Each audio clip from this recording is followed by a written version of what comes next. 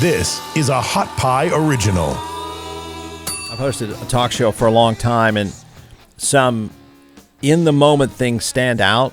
I had just started doing a talk show not on the day of, but not long before this. And this was, for a lot of us, although I grew up in Austin, there was actually a school shooting here when I was a kid. But for a lot of people, that day of Columbine, I'm sitting in a studio and the TV is on, and honestly, we didn't know what to think. We didn't know what to make of it.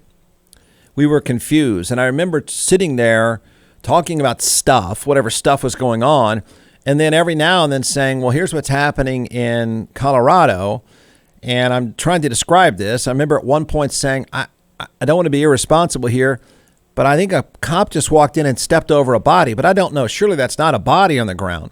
So we didn't know what was happening in the moment at Columbine.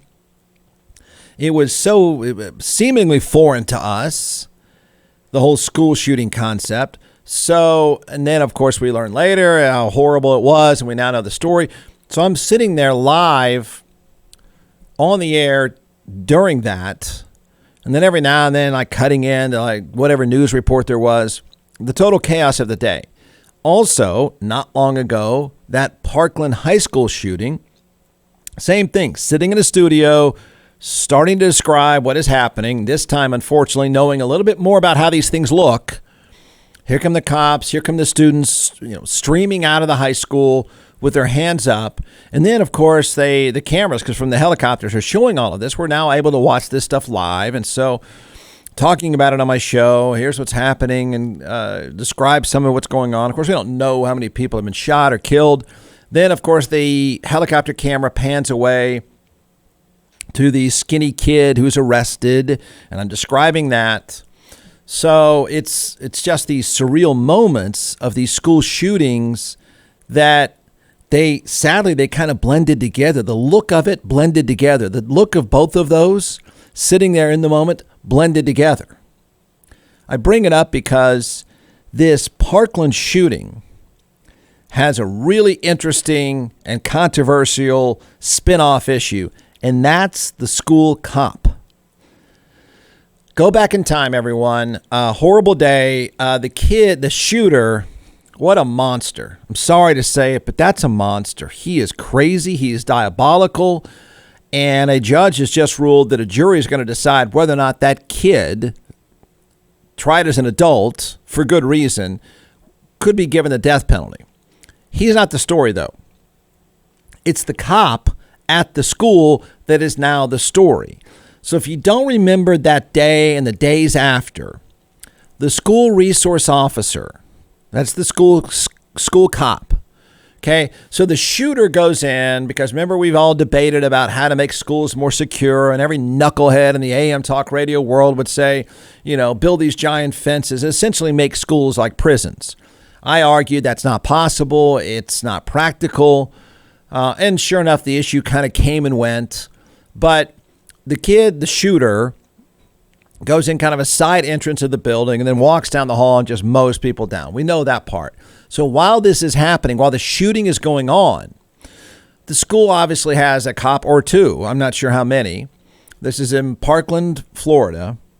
And the school resource officer, because there's obviously cameras, there's surveillance cameras, and then there's helicopter footage. We then learn days after he is behind a golf cart in one section of the school. And he did, some would say he did the right thing. He's now arguing he did the right thing. He's on the phone with 911. He calls, gives them descriptions. There's audio out now because he's on trial. And it's a fascinating trial, and it's a groundbreaking trial about what liability, criminal liability, a school cop can have when something happens on campus. His lawyer even says we're going a place where we've never been before, and that is charging a cop with negligence, essentially not doing their job and not doing their job well enough. So his defense, so you know this, his name is Scott Peterson. And he has been called a coward from the days that we saw the video of him. He didn't move, just so you know. I mean, the video's got him. He stays in one corner of the school. Now, his defense is, what do you want me to do? I don't know where the shooter is. What do you want me to do? I'm supposed to go running into where? If you want me to pull a gun, I don't even know if he was armed. You want me to go rushing in? I don't even know where to rush in. That's his defense. And some people might believe that. Can't I serve this crime? Can't I help the students more by calling the police, organizing the police, and I can stay right here and do it? So he's camped out in a portion of the school, obviously on the other side of the building from where the shooter is. The shooter goes up to the second floor, third floor, and just starts walking down the hall with a giant rifle and just starts mowing everybody down, right? Just slaughtering people. And then finally he goes back out, the shooter goes back out with all the students who are freaking out, running out towards a football field, because that's how he got out. He just ran out with all of them. So while the shooting is going on and after the shooting is going on, the school resource officer, 58-year-old guy, is in a corner of the building making phone calls, telling the cops, come here, shut this down. He never moves. So the families of the victims are pissed off. Local prosecutors still to this day pissed off. So they go after this guy criminally, which is pretty fascinating. What did you want him to do? I think the answer is something. Do something. He didn't do anything, except his defense is, one, you can't charge a cop with negligence because I didn't know where the shooter was. I did the best I could. Maybe you believe him. Maybe you'd argue, well, what good would it do for him to go running in? He gets shot too. What good would that do? Here's the story. Then you can hear him.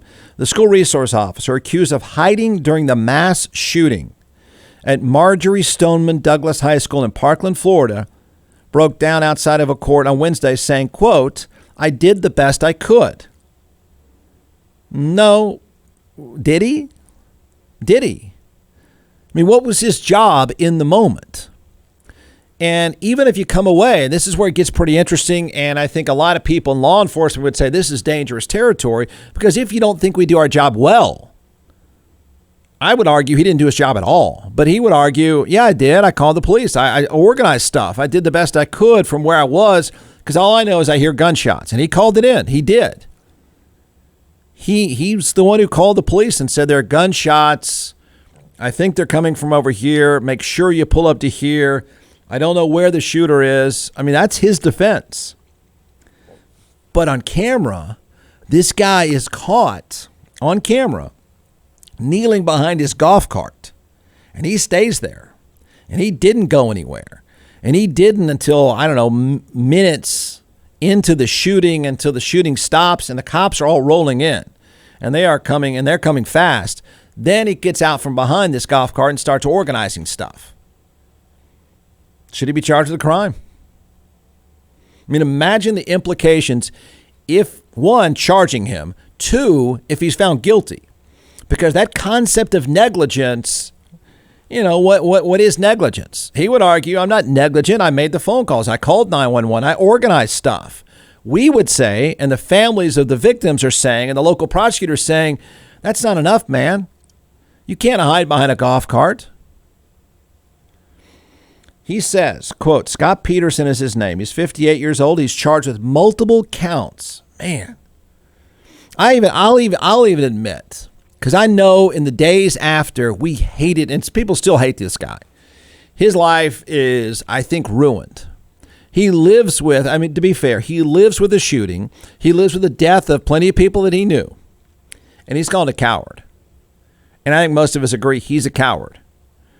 But do you want to make him a criminal? John McClellan is the co-founder and creator of ATX Hot Sauce, now in all 50 states and several retail outlets as well. So what we're going to do today is we're going to let this social media rock star chef walk us through 4 different sauces, and then I'll taste, and we'll tell everyone why they should buy. You can give the science behind these, and then I'll make the simple recommendation. Go to atxhotsauce.com. All right, I don't think anybody's heard the website. Yeah, I know. By you, Jeff, I've never heard that. It is atxhotsauce.com. I'll say I got that one right. 45 times, atxhotsauce.com. So let's do it. I brought 4 flavors here, and we're going to test your palate today. Okay. And I only brought 4 because I didn't think you could handle 5 or 6. Yes, Probably a smart move. Yeah. And so the first one we're going to try here, it's called Beet Heat. And just like the name implies, it has beets in it. It's made with red Fresno peppers. Red Fresnos are red peppers that are they're hotter than a jalapeno and a little bit less than a serrano. So not super hot here, just a lot of really good flavor. So we're going to start with this one, and then we're going to move up the chain. Okay. I've had the Beet Heat, but okay. Yeah, we're going to try it though. It goes well with a cab. All right, Jeff's savoring Beet I'll Heat. even do it with you, so that should be all right. Now remember, it is hot sauce. Yeah. Oh, it is. It's hot sauce. Trust me, man. Wait, It's hot sauce. is that one hot to you? No. A little. Yeah. The great thing with the fermentation process is you get a bunch of the flavor right up front. Yeah. And then the heat comes, but then it dissipates pretty quickly, especially with the red Fresnos. This is not a very spicy one, but it is a very tasty one. Goes on great on sandwiches. Beet Heat. Beet Heat. B-E-E-T. Heat. All right. Go to atxhotsauce.com. That's right. He is charged with multiple counts of child neglect for failing to protect students as gunman Nicholas Cruz made his way through the school on February 14, killing 17 students and staff. 17 others were wounded. He was in court Wednesday. His lawyers have argued to dismiss the child negligence charges filed against him. I didn't do anything there to try to hurt any child there on the scene, he says. I did the best I could with the information. I did the best. I'll never forget that day. And never for a second would I sit there and allow anyone to die knowing that animal was up in that building. Never, never, never. Wait, but you did. You stayed there. What is the upside? Think of it this way. I mean, are we going to have another shooting?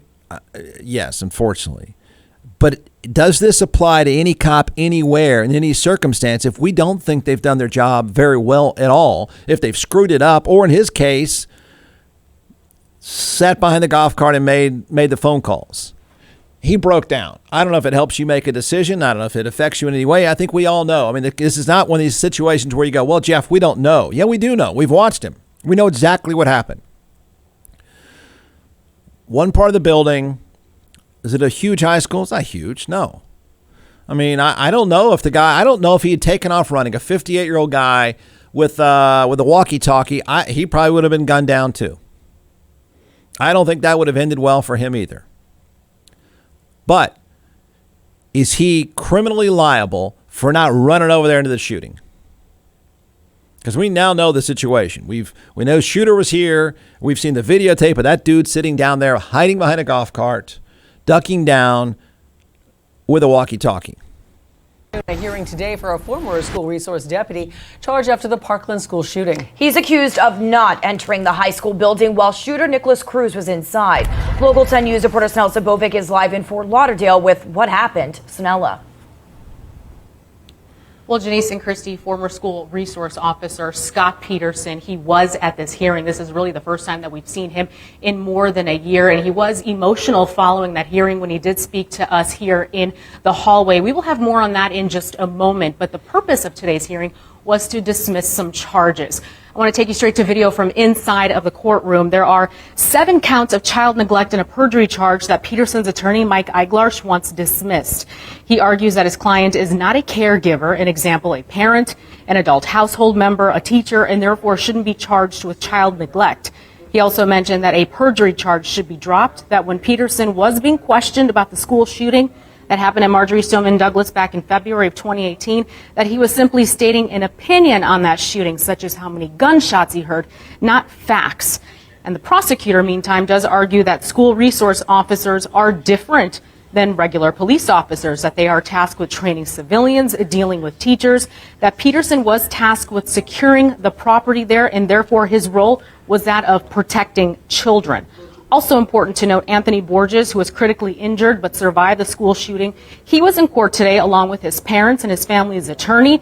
That attorney did ask for his father to speak in court, that the family has concerns as to why Peterson's hearing was taking long. The judge said that it wasn't appropriate to hear from the family during that particular hearing, but he wasn't opposed to hearing from them in general. Well, that part did make Peterson emotional when he did speak to us outside. He claims that while he was radioing for help, he didn't know where Nicholas Cruz was. And in this surveillance video, you can see he never even entered a building. He faced heavy criticism for not going inside and engaging Cruz. Peterson, again, speaks out today for the first time in more than a year in regards to that fateful day. Take a listen. I'll never forget that day. Not only kids died, I had friends that died. And never for a second would I sit there and allow anyone to die, knowing an animal was up in that building. Never. We said as a matter of law, he should never have been charged under a child neglect statute, which holds responsible parents, teachers, kidnappers, babysitters, but not school resource officers. It's very clear in the statute that law enforcement officers do not apply. Oof. Okay. Well, man, that is this is a compelling argument here. Should it? I mean, it's the first time this guy has talked, and he's breaking down. He should be breaking down. He never went in. He's outside. He's calling people. They released 911 calls, and in his defense, saying, and he did. I listened to them. It's an awful situation. You can hear the gunfire. I mean, this kid's got a cannon, and he is blowing people away. And this guy is calling, and he is giving very specific details. Make sure you pull up here. Make sure you go around there. He's dictating to the police where they should be going. Now, his defense is, you can't do this to a cop. We can't go here. They are protected.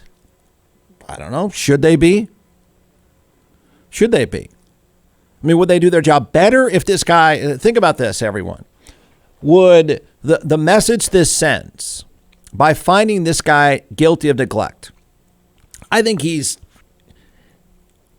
didn't do the right thing. I find it hard to believe you're supposed to sit there and never go in the building. That doesn't seem right. It doesn't seem within training. It does seem like neglect. To the point that we want to charge him with a crime, a felony. That's the issue. What happens if he's found guilty? What message does that send? Does that make the taxpayer? Whether we're talking about school resource officers or anybody else for that matter? That's what his lawyer is trying to argue.